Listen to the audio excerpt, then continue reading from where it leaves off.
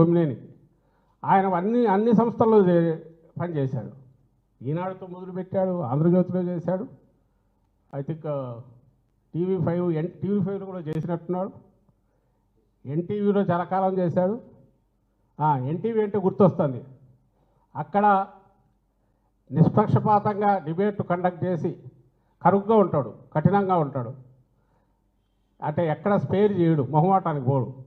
మొహం మీద కుండబద్దలు కొట్టాడు చెప్తాడు. అది లీడర్తో చెప్తాడు, జనంతో చెప్తాడు, డిబేట్లో ఉండే వాళ్ళతో చెప్తాడు, అందరితో మాట్లాడేటప్పుడు చెప్తాడు. తను అనుకున్న అభిప్రాయాన్ని కుండబద్దలు కొట్టాడు చెప్తాడు, నిక్కచ్చిగా ఉంటాడు.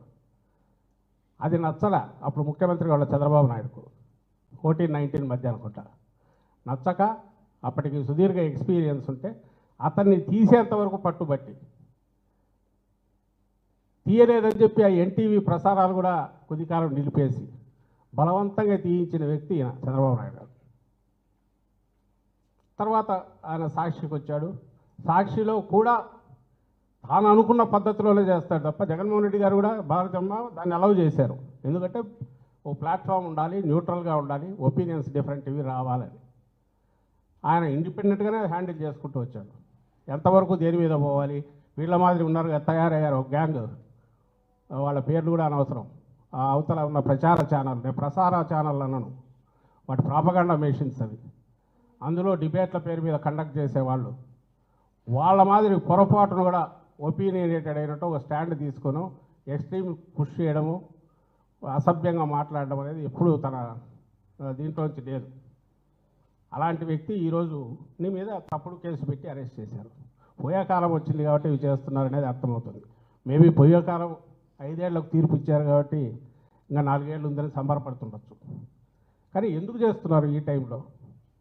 ఎందుకు చేస్తున్నారంటే 5 ఏళ్లకు 4 ఏళ్లకు తర్వాత పెరిగి కనపడాల్సిన యాంటీ ఇన్కంబెన్సీ అనేది, ఆ వ్యతిరేకత అనేది, అసహ్యం అనేది ప్రజల్లో కూడుగట్టుకున్న అసహ్యం అనేది ఈ ప్రభుత్వం మీద, ఈ పాలకుల మీద, చంద్రబాబు నాయుడు గారి మీద.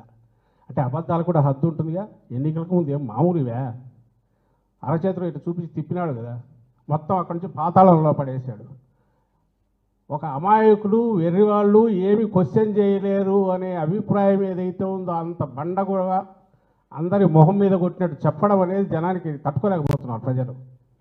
దాని నుంచి వచ్చిన వ్యతిరేకత, దాని నుంచి వచ్చిన యాంటీ ఇన్కంబెన్సీ ఏదైతే అది కనపడుతుంది ఎక్కడ చూసినా. 1 ఇయర్లో నిన్న 1 ఇయర్ అయిన సందర్భంగా నాకు తెలిసి న్యూట్రల్ వాళ్ళు కూడా అబ్జర్వ్ చేయండి, ప్రజలు అబ్జర్వ్ చేయండి.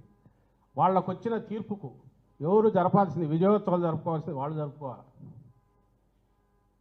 మావి వైఎస్ఆర్సీపీ 1 ఇయర్ మిస్రూల్ మీద మేము పిలిచిన పిలుపుకు రెస్పాన్స్ అట్లా వచ్చింది.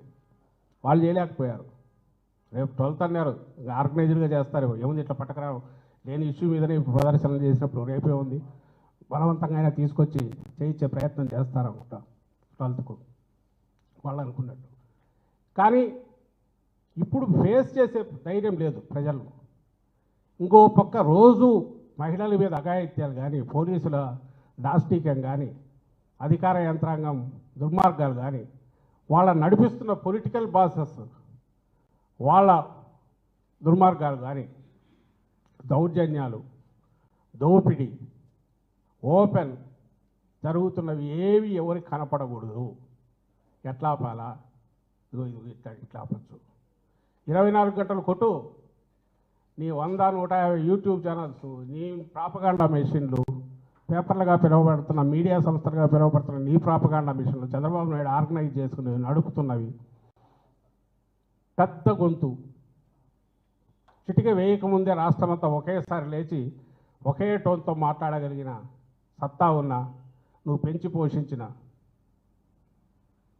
నాయకులు, వీళ్ళందరితో మొన్నటి నుంచి రక్తి కట్టించి ఒక హైయెస్ట్ పీక్కు తీసుకుపోయిన డ్రామా దేనికోసమయ్యా అంటే ఎక్కడ దేన్ని అడ్రస్ చేసే పరిస్థితిలో లేరు. మా హయాంలో, జగన్మోహన్ రెడ్డి గారి ప్రభుత్వ హయాంలో ఎక్కడైనా ఒక ఇన్సిడెంట్ జరిగితే, ఒక మహిళ మీద ఎక్కడన్నా అఘాయిత్యం కానీ ఇంకోటి, రెస్పాండ్ అయిన తీరు నేషనల్ లెవెల్ కూడా అప్రిషియేషన్ కూడింది. ఇమ్మీడియట్ ప్రభుత్వం స్పందించాల్సిన తీరు అంటే ఎట్లుండాలంటే ఇట్లుండాలని. అవసరమైతే ఆ అఫీషియల్స్ మీద యాక్షన్ తీసుకోవడంతో పాటు మళ్ళీ రిపీట్ కాకుండా ఏం చేయాలనేది ఆలోచించడంతో పాటు ఇప్పుడు ఒక్క దగ్గర అలాంటి రియాక్షన్ కనిపిస్తుందా? నిన్న అనంతపురంలో జరిగింది చూసిన, వారం క్రితం బయటపడిన అక్కడే సత్యసాయి జిల్లాలో చూసిన ఒక అమ్మాయి దళిత బాలిక, ఇప్పుడు ఎస్టీ అమ్మాయి కంప్లైంట్ ఇచ్చిన 6-7 రోజులు కూడా ఏం తెలియదు. ఆఖరికి ఎక్కడో చోట దొరుకుతుంది బడి, దొరికా కేసు బుక్ చేస్తున్నారు. ఇమ్మీడియట్ రెస్పాండ్ అయ్యే సిస్టమ్ కానీ ఎందుకు లేదంటే నువ్వే చంపేశావు. చంద్రబాబు నాయుడు దాన్ని చంపేశాడు. ఆయనకు కావాల్సింది ఇదిగో ఇప్పుడు సాక్షిలో వచ్చిన దాని మీద హైదరాబాద్ పరిగెత్తుకుంటూ పోయినా పట్టుకొని రావాలా, ఇంకెక్కడికి పోయినా పట్టుకొని రావాలా, అమాయకులు తప్పుడు కేసులు పెట్టి హెరాస్ చేయాలి. వీళ్ళు దీంట్లో బిజీగా ఉంటే అక్కడెక్కడ పోతారు? ఆ తెనాల్లో రోడ్డు మీద కూర్చోబెట్టి కొట్టాలా, లేకుంటే వాడు డిఎస్పీ అయినట్టు పంచాయతీ చేయాలా, కమ్మోడికి పుట్టావా లేదా అని తిట్టాలా? ఈ పనులు చేసేవాడికి ఆ తీరిక ఎక్కడ ఉంటుంది పోలీసులకు? ఈయనే పెంచి పోషించి ఇట్లా తయారు చేసిన యంత్రాంగం ఇప్పుడు ఉంటుంది.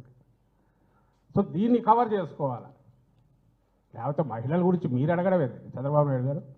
జగన్మోహన్ రెడ్డి గారు మహిళల పట్ల చూపిన గౌరవం ప్రతి చర్యలో పాలకుడుగా ప్రతి ప్రభుత్వాధినేతగా ఉన్నప్పుడు చట్టంతో సహా పథకాలతో సహా మేము ఎంపిక చేసిన క్యాండిడేట్లతో సహా ఏ పదవులకు ఎవరు తీసుకున్న దాంట్లో 50% పెట్టడంతో సహా సాధికారత అంటే నిజమైన అర్థంలో వాళ్లకు పూర్తిగా మహిళలకే పెద్దపీట వేయడంతో సహా మహిళలను మన ఇంటికి కేంద్ర బిందువుగా గుర్తించిన వాడు జగన్మోహన్ రెడ్డి గారు. ఆయన అవమానిస్తారా? ఆయన ఛానల్ అవమానిస్తారా?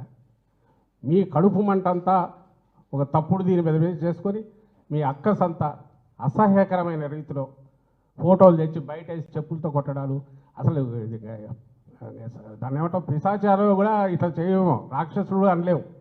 ఇవంతా సంకర ఇది ఉన్నట్టుంది. ఇవన్నీ కలిస్తే తయారైన తెగ ఏదో ఒకటి ఉన్నట్టుంది. ఆ తెగ పూనుకుంటే మాత్రమే ఇట్లా చేయగలదు. దాంట్లో అంటే ఇంకా ఘోరము బాధ కలిగించి భయం వేసేది ఏంటంటే ఈ తెగ అనార్గనైజ్గా లేదు, ఆర్గనైజ్ అయింది, పూర్తి సమన్వయంతో పనిచేస్తుంది, కమ్ముకుంటుంది, కమ్ముకొని దెబ్బ కొట్టాలని చూస్తుంది. ఇది వాళ్ళకు చెప్పి రావలేదు కాబట్టి ప్రజలకు చెప్తున్నాం. దయచేసి గమనించండి. ప్రభుత్వంలో ఉండేవాళ్ళు వాళ్ళ బాధ్యత ఏంది, వాళ్ళు చేయాల్సింది ఏంది, ఇప్పుడు చేస్తున్నది ఏంది. 3 రోజులు నువ్వు ముఖ్యమంత్రి దగ్గర నుంచి నీ ఎంటైర్ యంత్రాంగము, నీ పార్టీ మొత్తం ఒక ప్రతిపక్ష పార్టీ మీద, ఒక న్యూస్ ఛానల్ మీద, ఒక మీడియా మీద, జర్నలిస్టు మీద, విశ్లేషకుల మీద అసహ్యకరంగా దుష్ప్రచారం చేస్తా ఆఖరికి అరెస్టు కూడా తెగించినావు. నీకు అధికారం ఇచ్చింది దీనికా? ప్రజలు ఆలోచించాలా.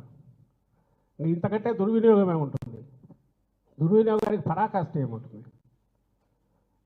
ఇంతకుముందు అన్నట్టు పోయే కాలం వచ్చింది. Maybe technically